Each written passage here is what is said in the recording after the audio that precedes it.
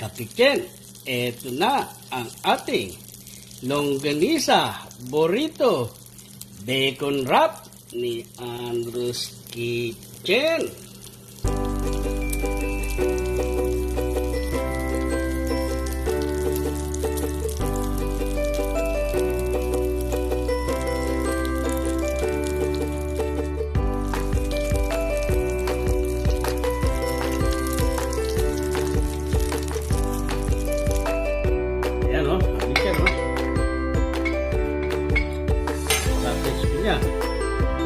Wow, look at that, Kapitchen. Ayan.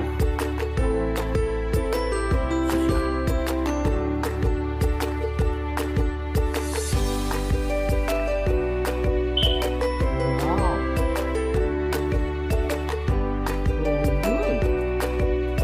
So good. Amazing.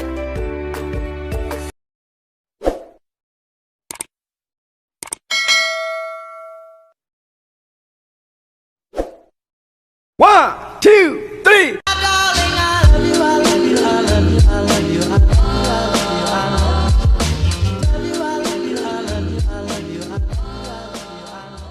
Hi Kapitchen, sa magandang araw sa inyo lahat dyan. Welcome back to Andrew's Kitchen. Kumusta kayo lahat Kapitchen? Sana'y nasa mabuti kayong kalagayan at healthy.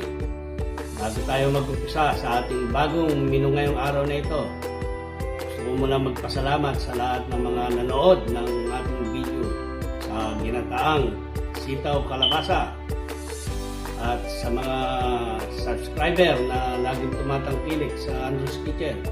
Maraming salamat po sa inyo lahat. At sa mga hindi pa nagsasubscribe, please, subscribe lang. At para lagi kayong updated sa mga recipe na ating gagawin dito sa Andrew's Kitchen. Yung araw na ito, Kapitchen, isang simple at masarap na dish ang ating gagawin. Ating gagawin, Kapitchen, longganisa, burrito, bacon wrap. Ang una nating gagawin, gagawa tayo ng fresh na wrap para sa ating burrito. Ang ating ingredients, simpleng-simple lang, Kapitchen. All-purpose flour. 3 cups to, Kapitchen, all-purpose flour.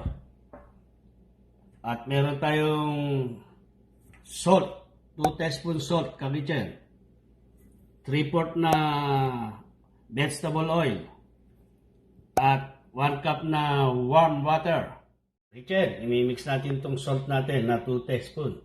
Dito sa 3 cups na all-purpose flour natin. Gagawa tayo ng fresh na wrap para sa ating longganisa burrito bacon wrap. Imimix muna natin yung salt, Kapitchen. Simple lang to, Kapitchen.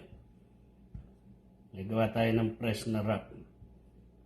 At ilalagay natin itong oil, vegetable oil. Yan, Kapitchen. Mix muna natin yan dyan, Kapitchen. At ilalagay natin itong warm water natin. Unti-unti lang paglagay, Kapitchen. Hanggang makuha natin yung texture ng wrap natin. Huwag natin bibiglayin, Kapitchen. Siguro din nyo lang nakapaghugas na kayo ng kamay, Kapitchen, bago nyo hawakan tong dough natin sa wrap.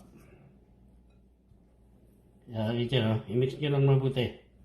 Madali lang to, Kapitchen. Pag nagawa nyo to, Kapitchen, pwede na kayong gumawa ng mga wrap ng shawarma, kung anong gusto nyong ilagay sa loob, Kapitchen. Napakasimple lang, Kapitchen. Ganyan ang lahat, Kapitchen. At medyo hindi ko napil yung 1 cup water yun, Kapitchen. Di bali 3 cups yung all-purpose flour natin. Pag wala lang tumitikit, Kapitchen, okay na yung dough natin. Pwede na tayong mag-umpisa ng paggawa ng wrap. Kapitchen, ito na yung dough ng wrap natin. Oh. Medyo nawawala na yung dikit sa kamay natin ng pagka-sticky ng dough. Yan, tama-tama lang yung tubig natin. 1 cup sa 3 cups all-purpose flour. Rest natin ito, Kapitchen, ng 30 minutes. Mag-oil tayo sa bowl natin. Lalagyan natin ng oil yung bowl natin, Kapitchen. At i-rest natin ito ng 30 minutes. Dough. Yan o. Para maganda ang texture ng dough natin, Karichen. Pagka medyo malangis-langis siya, nag-iinit yung dough natin, Karichen. Kaya kahit wala siyang instanyes, makukuha niya pa rin umalsa dahil naiinitan siya sa loob. Yan. Iano muna natin siya sa dough. At i-rest natin siya, Karichen. Lalagay tayo ng hangin, Karichen, sa loob niya. Ayan o. Ganyan niya lang o. Ayan, tsaka nyo bilutin ng ganun. Pabol. At i-rest natin siya ngayon. Paikutin nyo lang sa loob ng bowl na ganyan. Ayan, Karichen, tatakpan natin siya.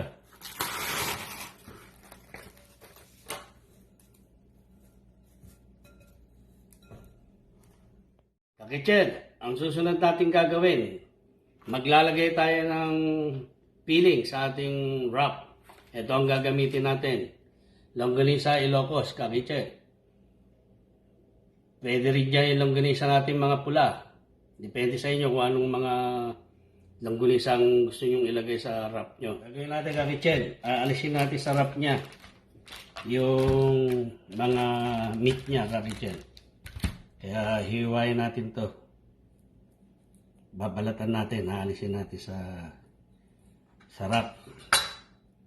Ilalagay natin sa bowl. Ayan, Karichen, oh. Napakasarap niya, Karichen. Yan ang ilalagay natin sa burrito natin sa wrap. Isis. Pero ito longganisa, kompleto na to, Karichen. Kahit yung longganisang pula sa atin, yun ang gamitin nyo rin, Karichen. Masarap yun. Yan, Karichen. Karichen, naglagay tayo ng konting mantika. Oh. At ipapry natin ito ng bagya, Karichen. Tinagulong sa bigan natin, bigan Ilocos. Shoutout sa mga taga-bigan.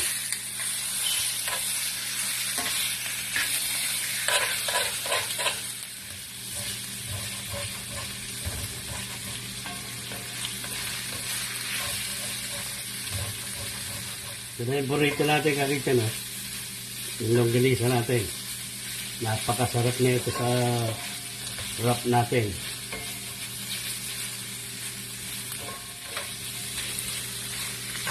Medyo tutustayin lang natin, Karichen. At mamaya.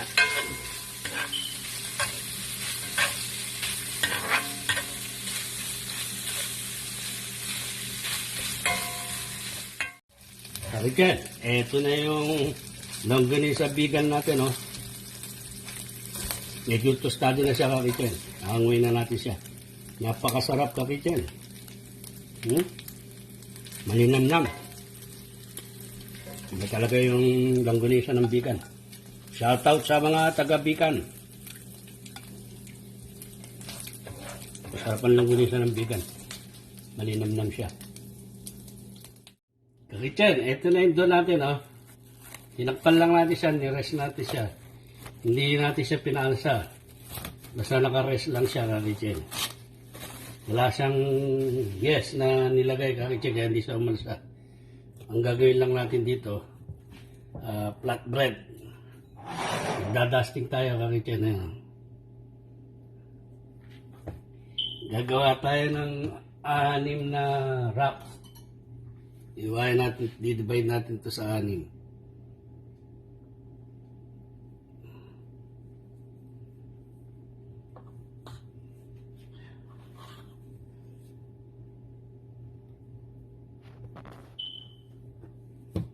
Apat.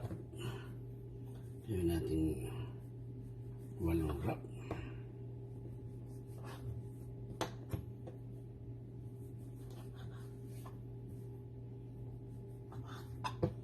Bali, 8 wrap, Karichen.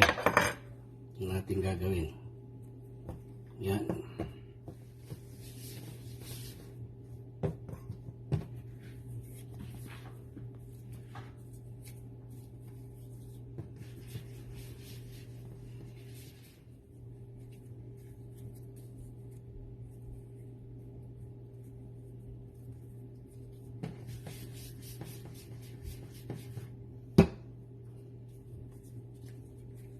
Yan, lagyan natin ng oil para kuminis yung flatbread natin. Ayan.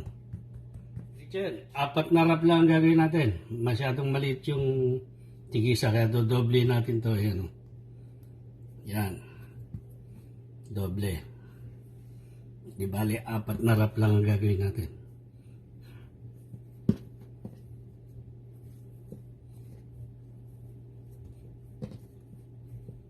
Yan, 4 na wrap lang akin dyan.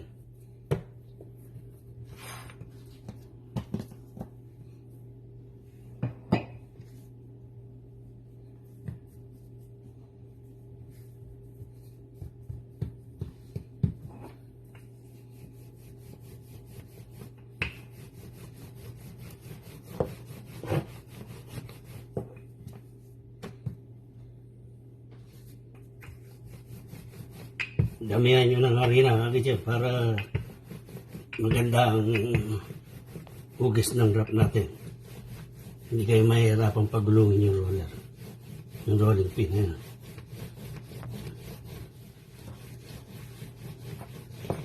Yung gilid dito kakitsin, yun ang dadaanan nyo ng rolling pin para hindi makapal. Tsaka yung dadaanan ng rolling pin yung gitna. Yan, ganyan ang gusto ng wrap natin kakitsin. Ganyan lang kalaki.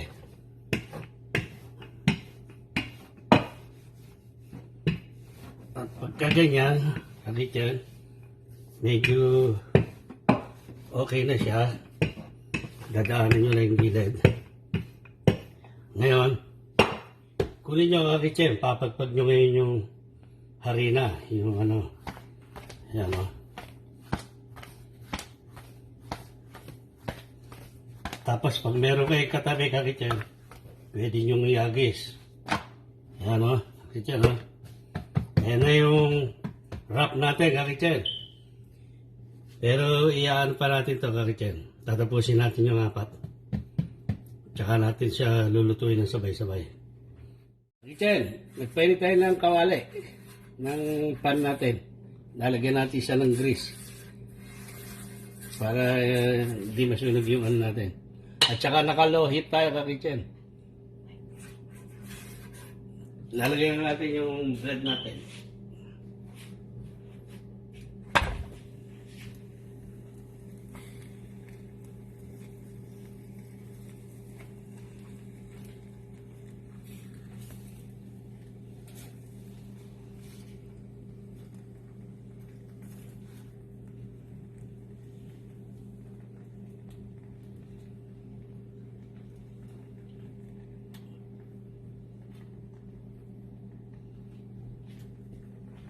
Naka-low heat tayo kakitsin.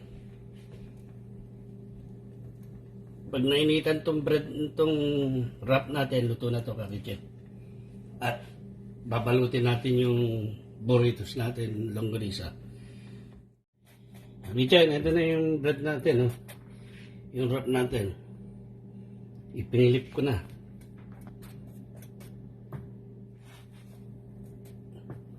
Adjust natin kakitsin. Yung gilid kasi hindi siya naabot ng ano eh, ng init. Bread ang ginawa natin, press na wrap.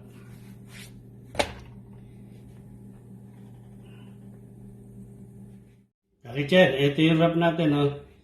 Nilagyan natin siya ng tela, kakitsin, ayan, oh. Para hindi siya tumigas, kakitsin. Yan, oh, kaya malambot siya, kakitsin, oh. Yan ang pagkain ng mga Mexican, hinihimay, sinasawsaw sa mga curry, tsaka Saudi. Tatakpan yung ganyan, kakitsin, para hindi siya tumigas. Tapos, kung nagbi-business kayo na ito, kakitsin, ilagay nyo sa box na ganyan, kakitsin, na may takip, tapos may tela. Doon kayo kukuha ng mga wrap na press. Para pag nag-business kayo ng shawarma, press. Magpagawa kayo ng box na kahoy. Tapos lagyan nyo ng tela. Ganito ang magiging procedure niya. Nasa loob siya ng box. Hindi titigas yung wrap nyo, kakitsin. Mananatiling press yan. Hanggang 24 hours. Hanggang isang araw, hindi matitigas yan hanggang may tela siya ganyan. Tsaka hindi siya lalamig ka-kitchen. Mainit siya sa loob. Ka-kitchen, eto na ang maganda ngayon. Naka-prepare na yung wrap natin. Eto na yung wrap bread natin, oh, ka-kitchen, oh. Yan, ito yung ginawa natin. Malambot pa rin siya, ka-kitchen, kasi nga may tela tayong nilagay. Yan, ha. Tatakluban ulit natin yan, ka-kitchen. Pinakita ko lang sa inyo. Ito kailangan natin, ka-kitchen. Mozzarella, longganisa, vegan. Shoutout sa taga-vegan. At saka red onion, cilantro, at saka celery, avocado, ka-kitchen. At kailangan natin itong tomato. Ito yung sinasabi ko sa inyo, ka-kitchen, na maintriga. Yung bacon, yan ang gagamitin natin wrap. Irarap natin yan sa bread natin. Ka-kitchen, magra-wrap na tayo. Ito yung vegan natin. Maglalagay tayo ng 2 kutsara kalahati. Ayan. At maglalagay tayong kamatis, ka-kitchen.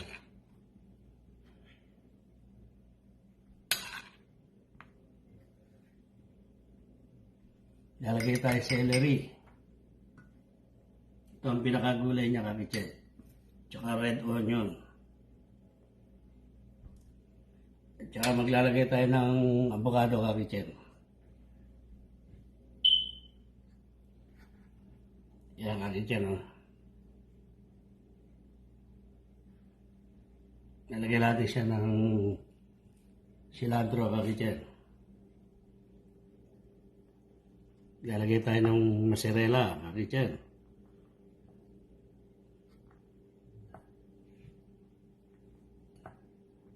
At ibibilot natin ito, ka-kitchen, ng ganyan.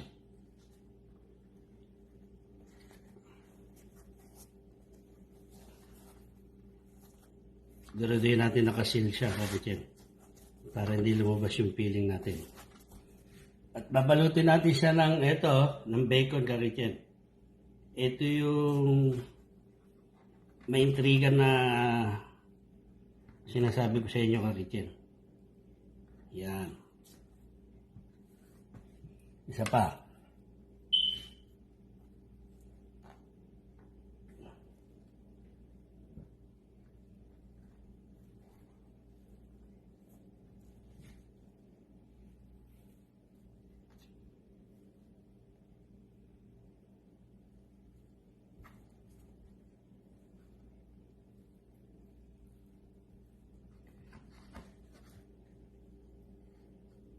Tari lang natin.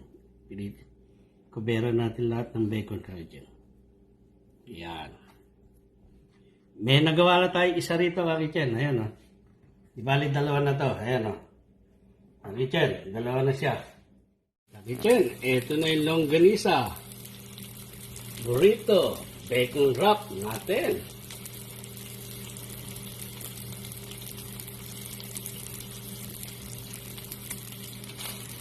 Naglagay lang tayo ng konting oil, ka-kitchen. Papupulayin lang natin to. Ito na ang ating longganisa, burrito, bacon wrap ni Andrew's Kitchen.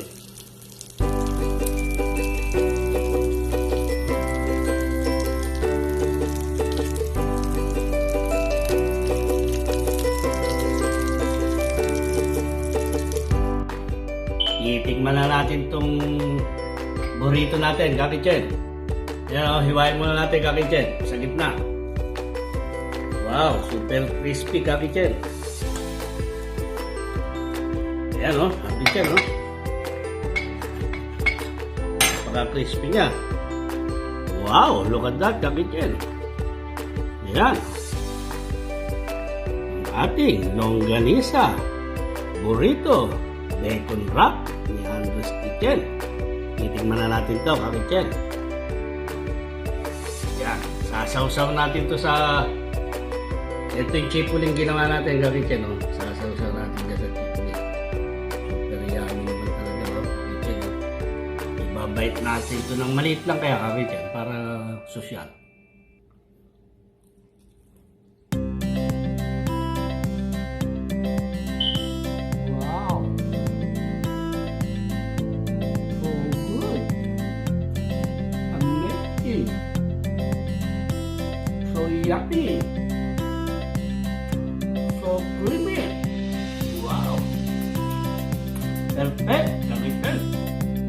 Kitchen, sana namang masarap na recipe ang ating nagawa ngayong araw na ito.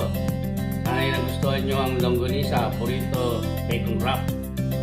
At maraming salamat sa lahat-lahat ng tumatangkilik ng Andrew's Kitchen at ang mga nagmamahal sa Andrew's Kitchen.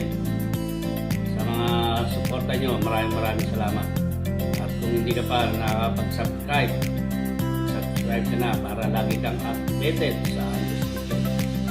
At thank you so much sa lahat-lahat ka Kitchen. Hanggang sa susunod din natin pagkikita dito lang sa Andrew's Kitchen. God bless us all. Bye!